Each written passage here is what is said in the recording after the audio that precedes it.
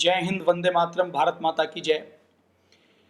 परम पूज्य स्वामी जी महाराज, श्रद्धेय आचार्य जी और भारत की समस्त ऋषि परंपरा को नमन करते हुए भारत को दोबारा से विश्व गुरु बनाने के लिए, भारत का खोया हुआ वैभव पुनः लौटाने के लिए, प्राप्त करने के लिए और एक एक भारतीय के मन में योग के प्रति, आयुर्वेद के प्रति, स्वदेश के प्रति, स्वाभिमान के प्रति, अपनी संस्कृति के प्रति जागृति लाने के लिए आइए हम कुछ चर्चा करते हैं, देश के बारे में बातचीत करते हैं।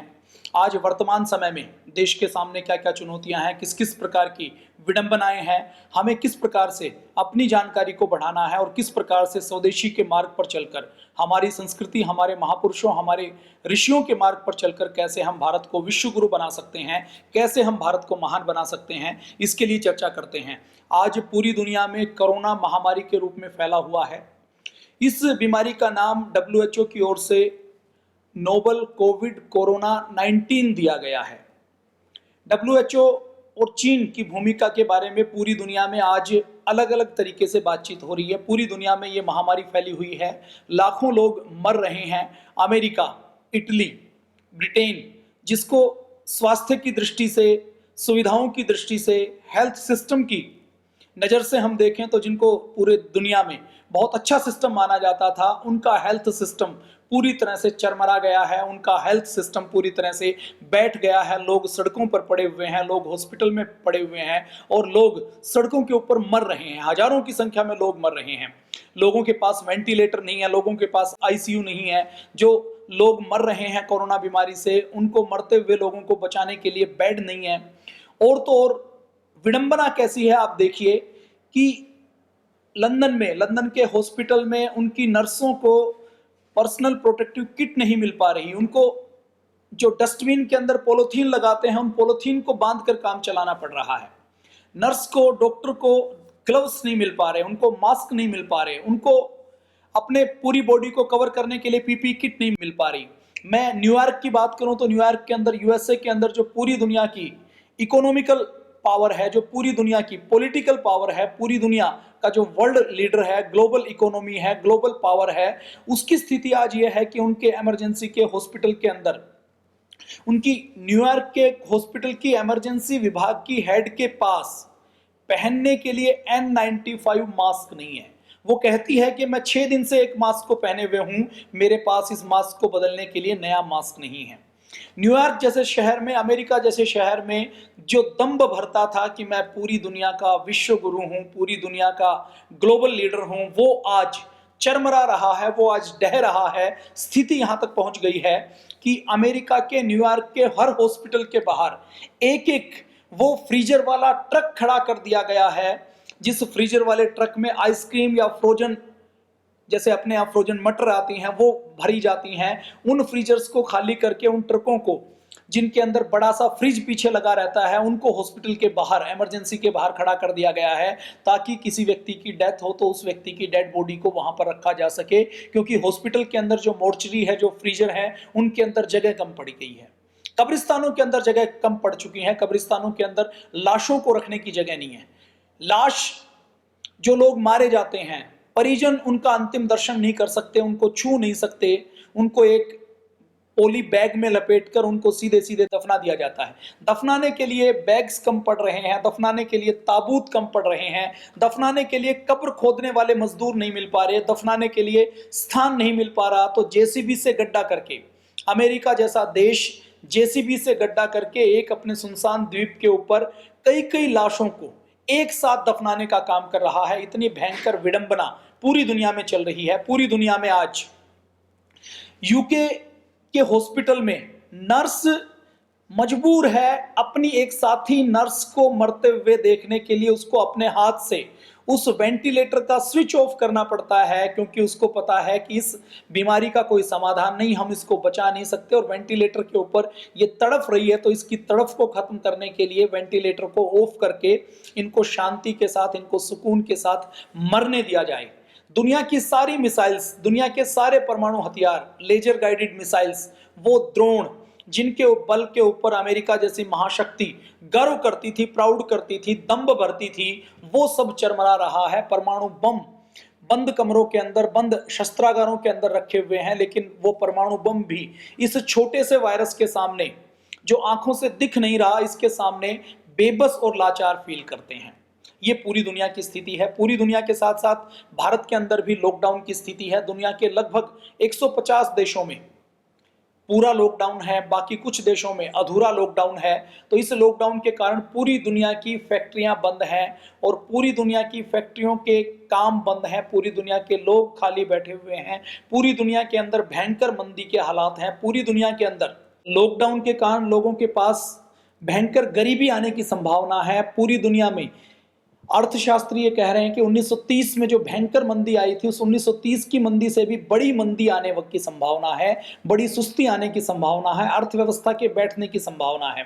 सेकेंड वर्ल्ड वॉर के बाद जो पूरी दुनिया की स्थिति हुई थी कि पूरी दुनिया के अंदर लाखों लोगों के पास भयंकर गरीबी आ गई थी, खाने के लिए अन्न का दाना नहीं बचा था, वैसी स्थिति से पूरी दुनिया गुजर रही है, पूरा देश गुजर रहा है। ऐसी स्थिति पूरी दुनिया की बनी हुई है। तो इसमें भारत की क्या भूमिका है, भारत की संस्कृति कैसी है और भारत के सामने क्या क्या चुनौतियां हैं, भारत के अड़ोस पड़ोस में क्या क्या चुनौतियां हैं, ये बीमारी कहां से आई, इस बीमारी के पीछे षड्यंत्र क्या है, इसकी हम बातचीत करते हैं।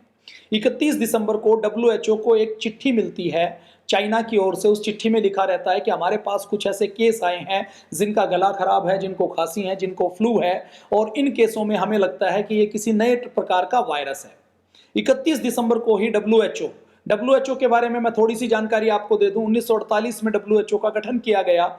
इस उद्देश्य के साथ गठन किया गया कि WHO के माध्यम से पूरी दुनिया को हम महामारियों से बचाएंगे। पूरी दुनिया में जो ऐसी बीमारियां हैं जो महामारी के रूप में चेचक, हैजा, मलेरिया, टीबी, इन सब के कारण, पोलियो के कारण, जहां लाखों करोड़ों लोग पूरी दुनिया में मारे जाते हैं, हम दुनिया के देशों को, दुनिया के लोगों को, मानवों को इन बीमारियों से बचाएंगे। इन बीमारियों से बचाने के लिए पूरी दुनिया के देशों ने मिलकर एक विश्व स्वास्थ्य संगठन की स्थापना की। इस विश्व स्वास्थ्य संगठन के माध्यम से यह उद्देश्य रखा गया कि अब पूरी दुनिया में बीमारी के कारण, महामारी के कारण ज्यादा लोगों की मृत्यु ना हो, बीमारी महामारी के कारण छोटे बच्चों के अंदर कुपोषण ना हो, उनकी मृत्यु ना हो, टीबी से मृत्यु ना हो, मलेरिया से मृत्यु ना हो, पोलियो से मृत्यु ना हो। तो महामारियों को के उन्मूलन करने को लेकर WHO की स्थापना की गई। WHO पूरी दुनिया का एक सामूहिक संगठन है जिसका दायित्व है कि पूरी दुनिया में महामारी को फैलने से रोकना। इस प्रकार के वायरस की जब कभी खबर आती है तो WHO तुरंत सक्रिय होता है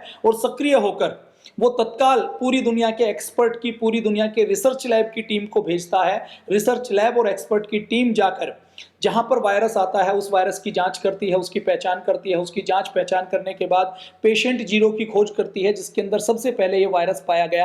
पेशेंट जीरो की खोज करने के साथ साथ वो सारे सैंपल कलेक्ट करती है। इसके साथ साथ वो जहां से ये वायरस पाया गया, ये वायरस जानवरों से आया, ये वायरस इंसानों से आया, इस वायरस का संक्रमण कैसे है, इस वायरस का लाइफ साइकिल क्या है, इस वायरस का जीनोम स्ट्रक्चर क्या है, इसकी जेनेटिक संरचना क्या है, इसका DNA RNA की संरचना क्या है, ये सारी जानकारी करने का काम WHO करता है। और ये सारी जानकारी जैसे ही वो प्राप्त करता है तो तत्काल निर्णय लेकर पूरी दुनिया में यदि कहीं लॉकडाउन करना है, कहीं ट्रैवल के ऊपर रोक लगानी है, कहीं ट्रेड के ऊपर रोक लगानी है, इंटरनेशनल फ्लाइट्स के ऊपर रोक लगानी है, तो इनके ऊपर रोक लगाने की जिम्मेदारी WHO की होती है। WHO पूरी दुनिया में एक वर्ल्ड हेल्थ ऑर्गेनाइजेशन के रूप में ठेकेदार संगठन है जिसका दायित्व है कि दुनिया के अंदर कोई बीमारी महामारी के रूप में फैली है या नहीं फैली, और इस बीमारी से क्या क्या नुकसान हो सकता है और पूरी दुनिया इस बीमारी से कैसे निपटे, इसके लिए WHO की ठेकेदारी दुनिया के देशों ने मिलकर तय की है। सामूहिक संगठन एक बनाया है कि ये संगठन हमें महामारी से बचाव करने के लिए हमारा योगदान करेगा। तो आज जो कोरोना पूरी दुनिया में फैल रहा है और कोरोना में जो चाइना की भूमिका आ रही है वो बड़ी षड्यंत्र पूर्वक भूमिका आ रही है और भारत के लिए खतरा और ज्यादा हो जाता है। भारत के लिए खतरा ज्यादा किस लिए हो जाता है? क्योंकि भारत एक ऐसा देश है जो चाइना का पड़ोसी है और चाइना भारत को अपना स्वाभाविक दुश्मन मानता है। चाइना भारत से स्वाभाविक दुश्मनी करता है। चाइना और भारत की स्वाभाविक, भारत की दृष्टि में नहीं है लेकिन चाइना की दृष्टि में वो भारत को अपना प्रतिद्वंदी मानता है और उसके मन में भारत के प्रति ईर्ष्या और द्वेष कूट कूट के भरा हुआ है, उसकी कुटिल नजर भारत के ऊपर सदैव रहती है कि वो भारत की सीमाओं का किस प्रकार से अतिक्रमण कर सके, भारत को खंड खंड करके कैसे तोड़ सके, भारत की इकोनॉमी को कैसे तोड़ सके, भारत के दुश्मनों को कैसे प्रश्रय देकर पाकिस्तान को आगे बढ़ाने का काम, बांग्लादेश को, बर्मा को आगे बढ़ाने का काम, भूटान के ऊपर सीमा के अंदर आकर रोड बनाने का काम, भूटान के ऊपर कब्जा करने का काम, नेपाल के ऊपर कब्जा करने का काम, तिब्बत के अंदर कब्जा करने का काम, लेह लद्दाख के अंदर कब्जा करने का काम, अफगानिस्तान के अंदर सैनिक अड्डे बनाने का काम, भारत के चारों ओर से श्रीलंका को घेरने का काम, श्रीलंका में हम्बनटोटा नाम के एयरपोर्ट के ऊपर अपना सैनिक अड्डा बनाने का काम से लेकर, मालदीव से लेकर, सेशल्स द्वीप से लेकर, अफ्रीका के अंदर, सूडान के अंदर अड्डा बनाने से लेकर भारत को चारों ओर से घेरने का काम चाइना कर रहा है। तो इस वायरस की स्थिति में चीन की क्या भूमिका है, भारत की क्या भूमिका है, और हम सबको चाइना से क्या सबक लेना है, क्या सीखना है, और स्टेप बाय स्टेप ये वायरस जो पूरी दुनिया में फैल रहा है, इस वायरस के बारे में जो जिम्मेदार लोग हैं वो क्या कह रहे हैं, इसकी चर्चा हम आज के एपिसोड में, आज के कार्यक्रम में करने वाले हैं। आज कल परसों हम चाइना की भूमिका और भारत की भूमिका, और भारत चाइना से बचने के लिए किस प्रकार से एक्शन ले, किस प्रकार से काम करे, इसके बारे में हम बातचीत करने वाले हैं।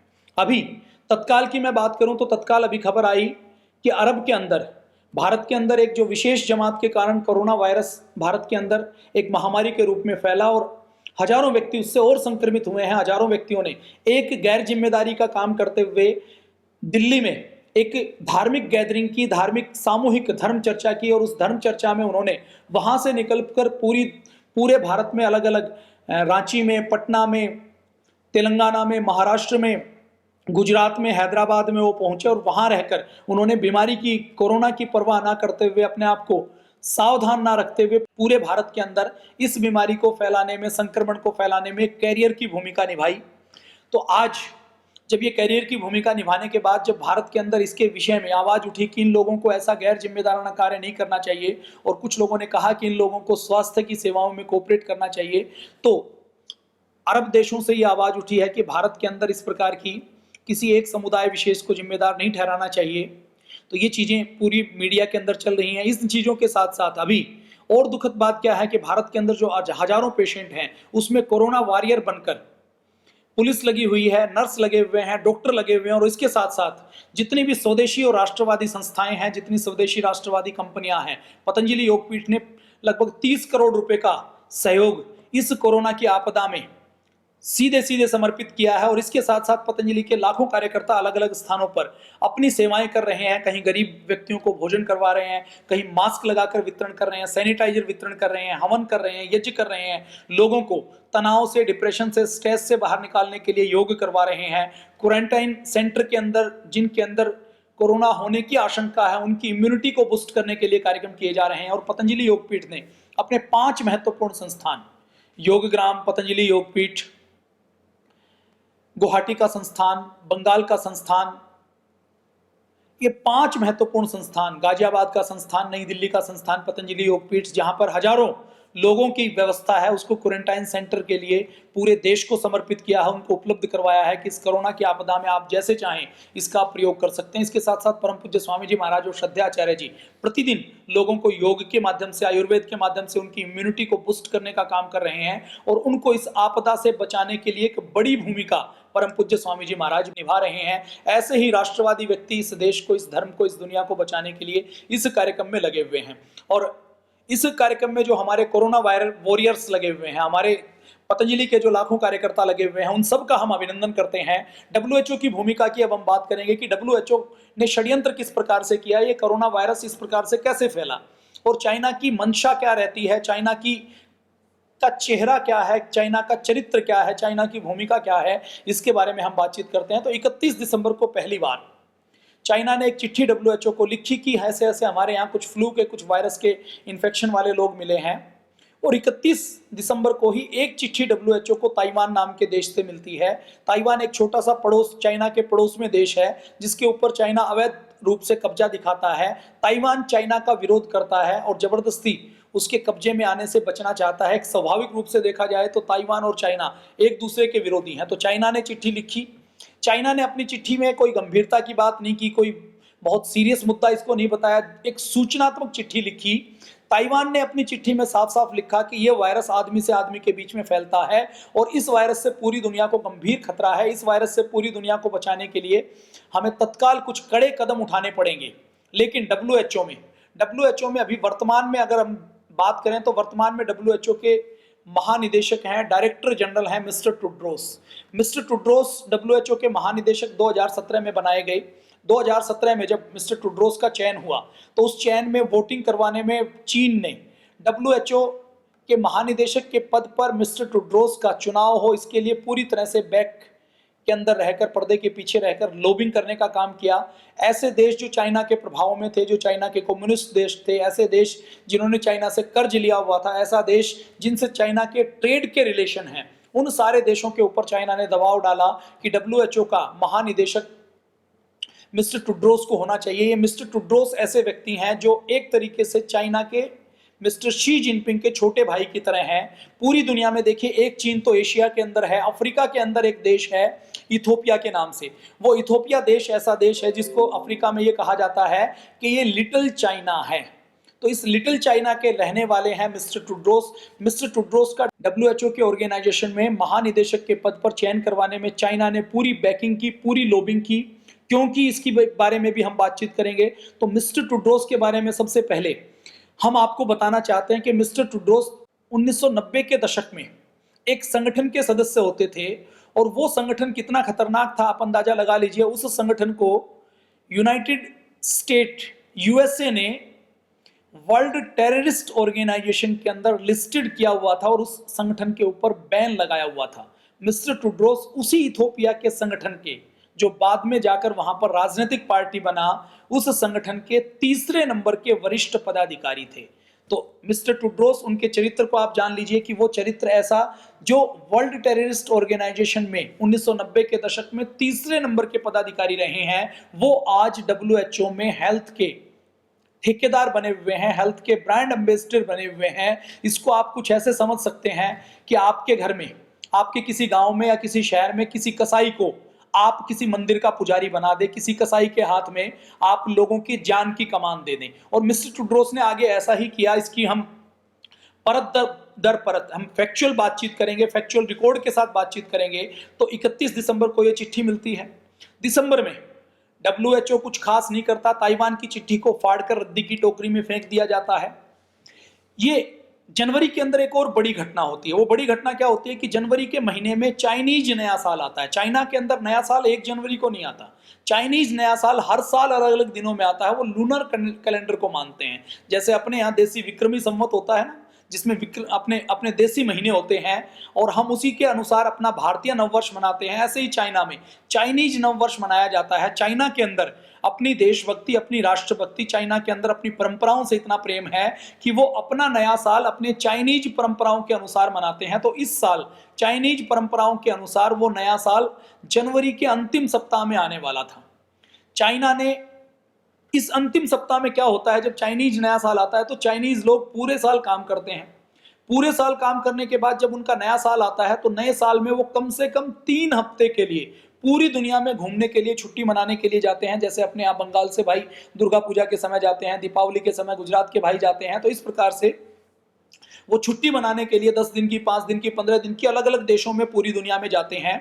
और पूरी दुनिया से नया साल मनाने के लिए चाइना के अंदर जो चाइनीज व्यक्ति जो पूरी दुनिया में रहते हैं, अलग अलग देशों में व्यापार करते हैं, नौकरी करते हैं या वहां पर रहते हैं, तो उनको बुलाया जाता है। वो अपने देश में आकर अपने घर परिवार से, अपने मित्रों से मिलकर जाते हैं, मिलकर वो बातचीत करते हैं।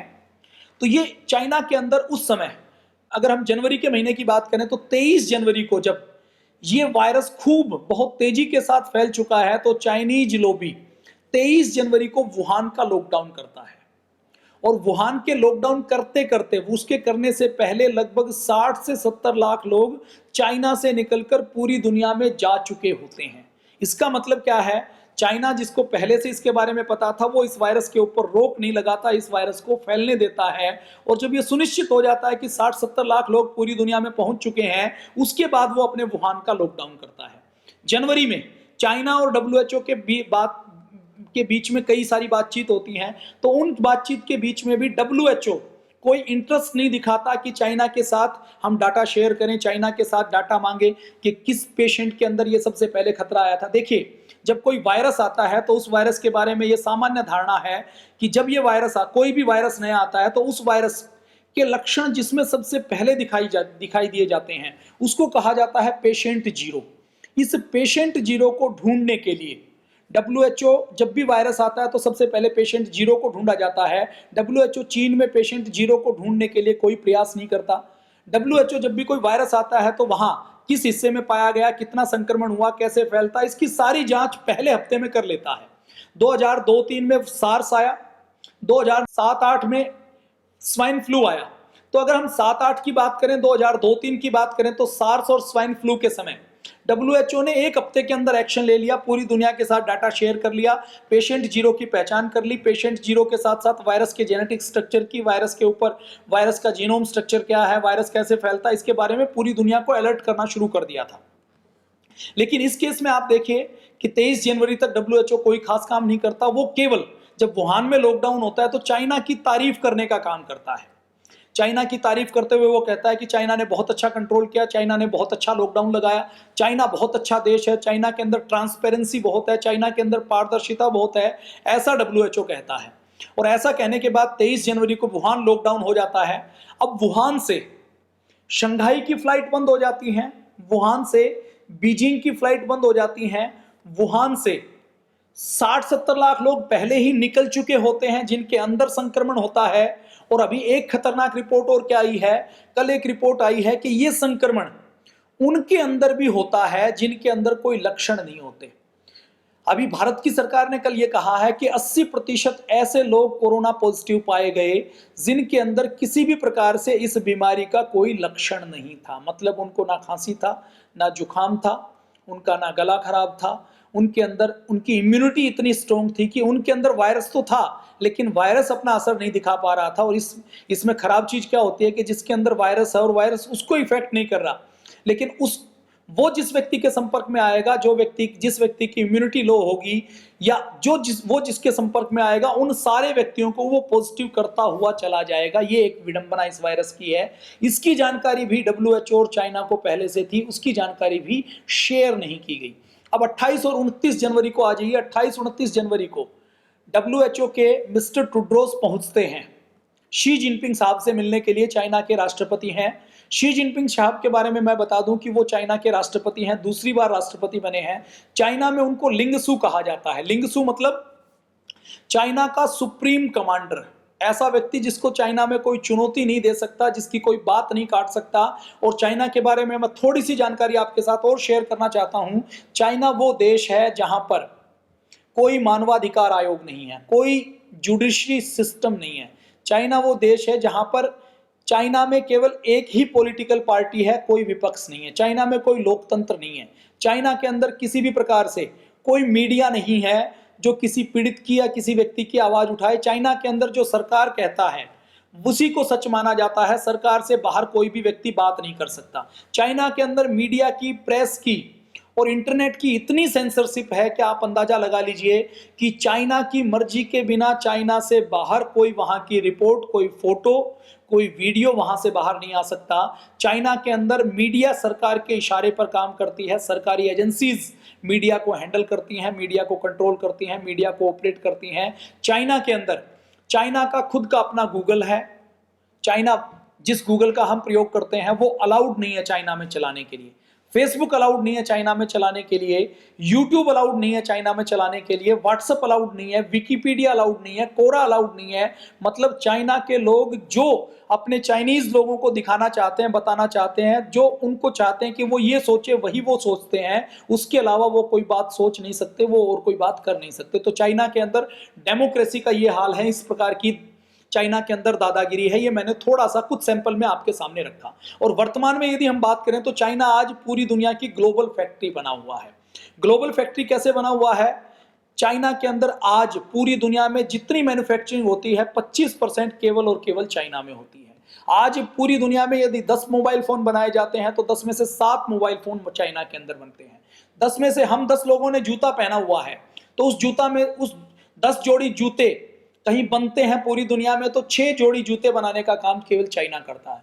जितने सोलर सेल्स बनते हैं उसमें 74% सोलर सिस्टम, सोलर पैनल बनाने का काम चाइना करता है। जितने स्टील बनता है 50% स्टील पूरी दुनिया में केवल चाइना बनाता है। जितनी सीमेंट बनती है दुनिया की 60% सीमेंट केवल चाइना बनाने का काम करता है।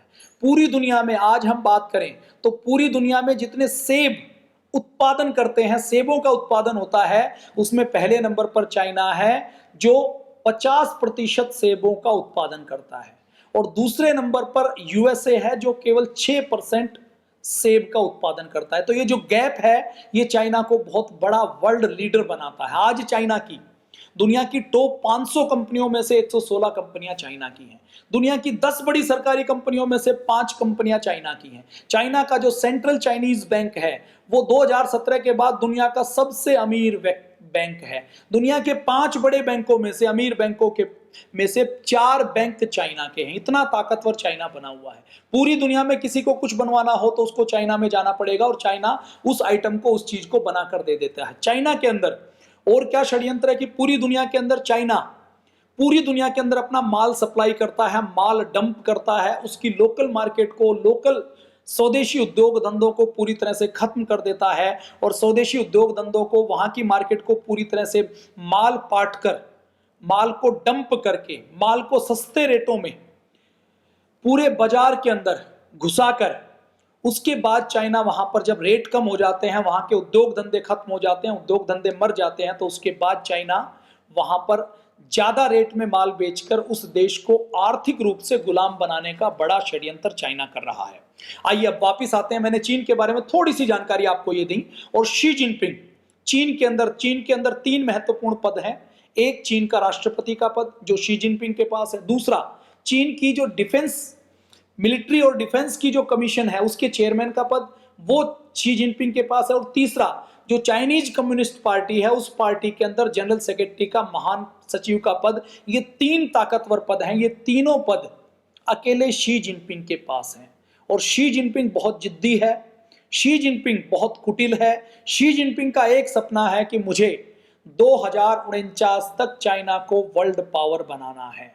शी जिनपिंग का एक सपना है कि 2025 तक, अभी तो वर्ल्ड की मैन्युफैक्चरिंग में चाइना का योगदान 25% है, मुझे चाइना का योगदान कम से कम 50-60% करना है। ऐसी शी जिनपिंग की योजना है। तो ये मैंने चाइना की भूमिका के बारे में बताई, भारत की भूमिका के बारे में बताई। कोरोना वायरस के ऊपर अब हम आते हैं, कोरोना वायरस के ऊपर बात करते हैं। तो 31 दिसंबर को इसकी खबर चाइना WHO को देता है। 23 जनवरी को वुहान में लॉकडाउन होता है।